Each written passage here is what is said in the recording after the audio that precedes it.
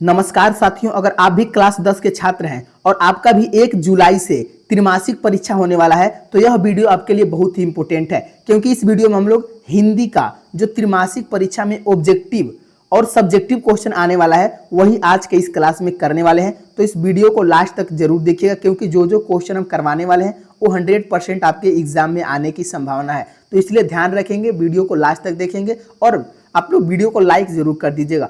तो चलिए पहला क्वेश्चन देखिए और इसका आंसर कमेंट में जरूर दीजिएगा, और कितना आपको क्वेश्चन आ रहा है अभी से चेक करते हुए चलिएगा।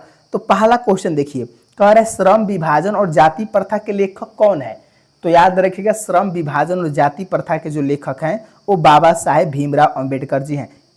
इसको आप लोग याद कर लीजिएगा, ऑप्शन बी आपका सही हो जाएगा। चलिए दूसरा क्वेश्चन कह रहा है कि श्रम विभाजन और जाति प्रथा के लेखक बेरोजगारी का प्रमुख और प्रत्यक्ष कारण किसे मानते हैं, अशिक्षा को, जनसंख्या को कि जाति प्रथा को। तो याद रखिएगा, श्रम विभाजन और जाति प्रथा के जो लेखक हैं बेरोजगारी का प्रमुख और प्रत्यक्ष कारण जाति प्रथा को मानते हैं, यानी ऑप्शन सी आपका सही हो जाएगा। ऑप्शन सी को याद कर लीजिएगा। अगले क्वेश्चन की ओर चलते हैं। नेक्स्ट क्वेश्चन, तीसरा प्रश्न कह रहा है श्रम विभाजन और जाति प्रथा क्या है।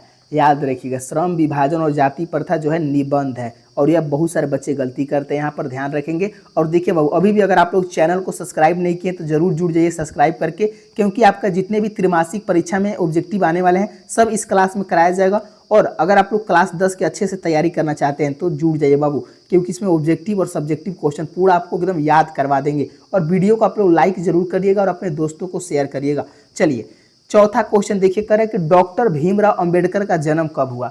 देखिए वो डॉक्टर भीमराव अंबेडकर का जो जन्म है ना वो 14 अप्रैल 1891 में हुआ था। कब हुआ था? 14 अप्रैल 1891 को हुआ था उनका जन्म। ऑप्शन सी आपका सही हो जाएगा, ऑप्शन सी को रट जाइएगा। पांचवा क्वेश्चन देखिए कि डॉक्टर भीमराव अंबेडकर का जन्म कहाँ हुआ था। तो महू मध्य प्रदेश में हुआ था। कहाँ हुआ था? महू मध्य प्रदेश में हुआ था। ऑप्शन ए सही हो जाएगा। अगले क्वेश्चन की ओर चलते हैं। छठवां क्वेश्चन, खोखा खोखी किस भाषा का शब्द है। मोस्ट वीवीआई क्वेश्चन है आपके 1 जुलाई के लिए। तो खोखा खोखी किस भाषा का शब्द है बाबू? 6 का आंसर क्या हो जाएगा? तो याद रखेंगे बंगला का शब्द है, यानी बंगाल का शब्द है। ऑप्शन ए आपका सही हो जाएगा, ऑप्शन ए को याद कर लेंगे। चलिए आप लोग कितना क्वेश्चन सही बना रहे हैं आप लोग लास्ट में जरूर बताइएगा बाबू। सातवां क्वेश्चन देखिए, तो कह रहा है कि सेन साहब की कितनी लड़कियां थी। इसका आंसर सारे बच्चों को कमेंट में देना है। इसका आंसर हम नहीं बताने वाले हैं, इसका आंसर लास्ट में हम बताएंगे, क्योंकि ये बहुत ही हल्का क्वेश्चन है। बताइए 7 लड़कियां थी, 5 की, 4 की, 3। तो सेन साहब की कितनी लड़कियां थी बाबू? आप लोग कमेंट में बताइएगा। चलिए 8वां का आंसर लगाइए कि सोफर शब्द का अर्थ क्या है। सोफर शब्द का जो अर्थ होता है ड्राइवर होता है। क्या होता है? ड्राइवर होता है। एकदम आप लोग याद कर लीजिएगा, ऑप्शन ए आपका सही हो जाएगा। चलिए जो जो क्वेश्चन आपको दे रहे हैं बाबू उसको आप लोग आंसर जरूर कमेंट में दीजिएगा, तभी आपको याद होता रहेगा। चलिए 9 का आंसर लगाइए कि मदन अक्सर किसके हाथों से पिटाता था। जो मदन है ना बाबू अपने पिताजी के हाथों से, किसके हाथों से? अपने पिता के हाथों से पिटाता था। ऑप्शन बी सही हो जाएगा, इसको याद कर लेंगे। अगले क्वेश्चन की ओर चलते हैं। 10वां क्वेश्चन कह रहा है कि ऐसे ही लड़के आगे चलकर गुंडे, चोर, डाकू बनते हैं। यह पंक्ति कहानी के किस पात्र ने कही है। तो यह बाबू किसने कहा है? तो सेन साहब ने कहा है। कहा था सेन साहब कि जो ऐसे ही लड़के हैं ना वो आगे चलकर गुंडे, चोर, डाकू बनते हैं। ये किसने कहा था? तो सेन साहब ने कहा था, ध्यान रखेंगे। चलिए 11 क्वेश्चन देखिए कि मगम्मा कहाँ की रहने वाली है। कमेंट करिए, बताइए मगम्मा जो है बाबू कहाँ की रहने वाली है। तो औलूर के पास किसी गांव की रहने वाली है। 11 का आंसर क्या हो जाएगा? ऑप्शन ए आपका बिल्कुल सही हो जाएगा। 12 क्वेश्चन कह रहा है कि सास बहू में झगड़ा क्यों हुआ था। तो याद रखेंगे बच्चे को पीटने के लिए लेकर।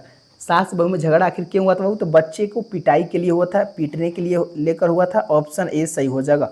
और देखिए बाबू आप लोग लाइक करिए वीडियो को, आप लोग लाइक नहीं करते। आप ही लोगों के लिए तो बाबू ये सब किया जा रहा है, आपके एग्जाम के लिए, ताकि आप लोग अच्छा पढ़ें, अच्छे नंबर लाएं।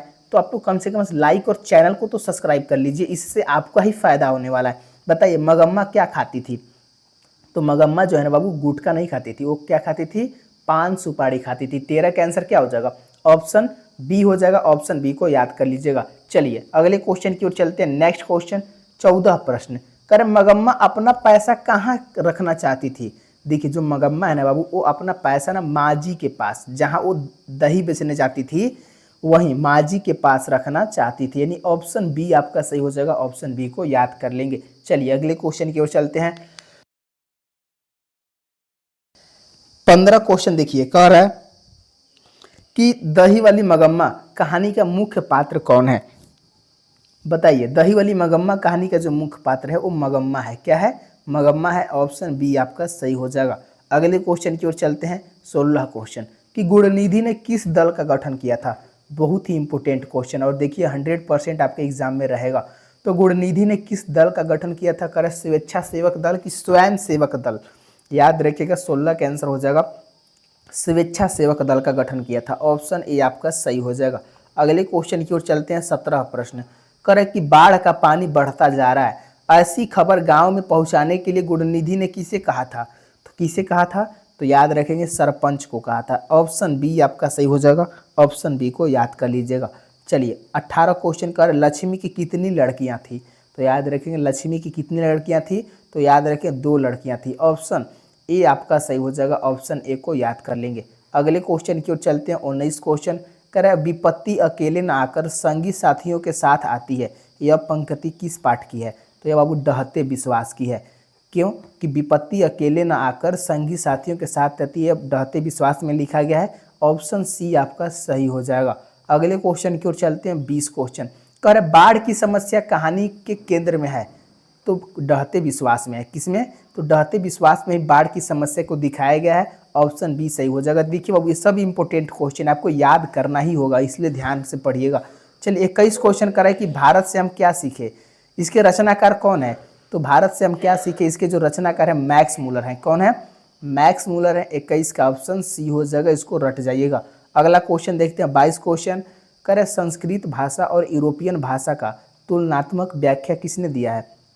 तो संस्कृत भाषा और यूरोपियन भाषा का तुलनात्मक व्याख्या मैक्स मूलर ने दिया है। ऑप्शन बी सही हो जाएगा, ऑप्शन बी को याद कर लेंगे। चलिए 23 क्वेश्चन कह रहा है कि मैक्स मूलर को वेदांतियों का वेदांती किसने कहा था। स्वामी विवेकानंद ने कहा था। इसको भी रट जाइएगा, इसको भी याद कर लीजिएगा। चलिए अगले क्वेश्चन की ओर चलते हैं। 24 क्वेश्चन कह रहे हैं महारानी विक्टोरिया ने नाइट की उपाधि किसे प्रदान की थी। तो बिरजू महाराज को। नहीं बाबू, देखिए यहाँ पर मैक्स मूलर को। किसको? मैक्स मूलर को प्रदान किया था। ऑप्शन ए आपका सही हो जाएगा, ऑप्शन ए को याद कर लेंगे। देखिए 25 क्वेश्चन आ गए, फटाफट आंसर दीजिए। तो कह रहा इग्निस किस भाषा का शब्द है। तो लैटिन भाषा का शब्द है। इग्निस जो है ना बाबू, किस भाषा का शब्द है। लैटिन भाषा का शब्द है। ऑप्शन डी सही हो जाएगा। और बाबू इसी तरह अगर आप लोग ऑब्जेक्टिव और सब्जेक्टिव की तैयारी करना चाहते हैं तो अभी बाबू लाइक करिए वीडियो को और अपने दोस्तों को शेयर करिए, और देखिए चैनल को सब्सक्राइब कर लीजिए बाबू, क्योंकि अभी भी आपके पास बहुत समय है। तो अगर आप लोग एकदम टॉपर बनना चाहते हैं, अच्छा रिजल्ट लाना चाहते हैं, तो ज़रूर जुड़ जाइएगा, क्योंकि नेक्स्ट क्लास में सब्जेक्टिव लाने वाले हैं इसका, और अभी 25 ही क्वेश्चन कराए हैं, तो अगले क्लास में और क्वेश्चन करवाने वाले हैं। तो ज़रूर नेक्स्ट क्लास को देखिएगा। मिलते हैं अगले क्लास में। धन्यवाद दोस्तों, जय हिंद दोस्तों।